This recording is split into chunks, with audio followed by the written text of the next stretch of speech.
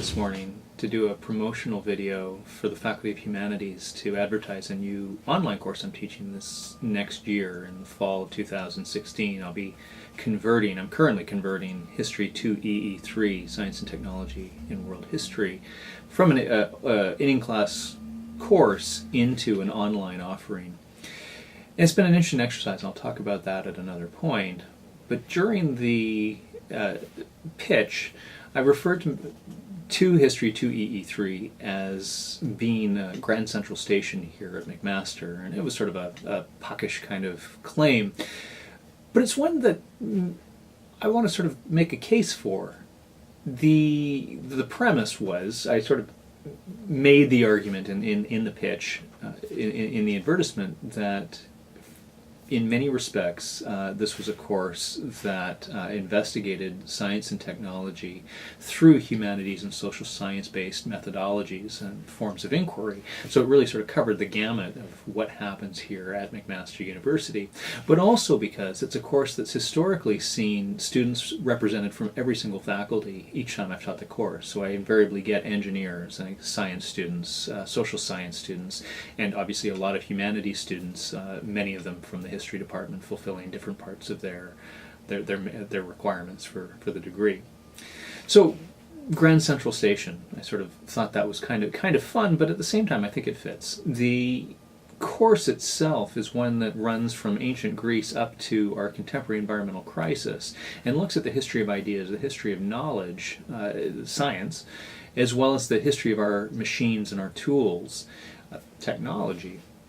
And not just sort of the moments of discovery, the moments of innovation, but also their uses and applications. And there's a feedback loop that we're talking about throughout the class, that science and technology are fundamentally driven by society. They're social activities. People engage in them, and therefore they have a history that we ought to be understanding.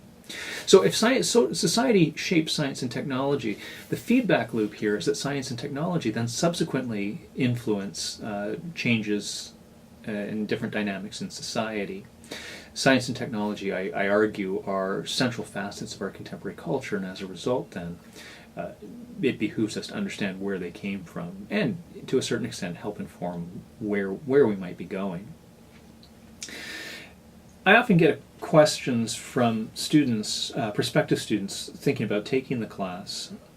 From science and engineering students are always concerned about the writing, that they haven't been trained to write as well as humanities students, and I try to reassure them that this course is really about training some of those skills more than punishing students who are poor at it. The online course actually is going to change its assignment breakdown a little bit, and I'll share more information about that once I have it finalized. I'm imagining maybe we'll do podcasts instead of a couple of the writing assignments or something to change or vary the evaluation for the course.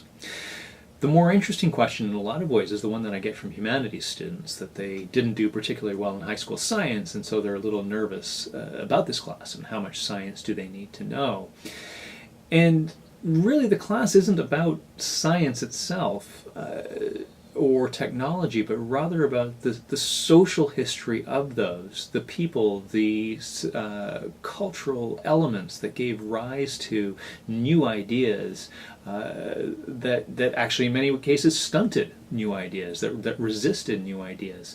So it's less about having a technical knowledge of science and technology, although if you're coming from the other side of campus, having that background may stimulate your curiosity and interest in various aspects of the course, but it's not a prerequisite by any stretch of the imagination. There's no point where the evaluation will be determined based on how well you remember your high school geometry courses or what happens when you mix different chemicals together in a particular setting. So none of that is a feature of the class, although we do get into that in different cases. So my response to humanities students is inviting them to come with an open mind and being willing to discover just how central science is and just how much more interesting it is than perhaps they gave it credit for as high school students or the last time they engaged in mathematics or in physics or chemistry or biology.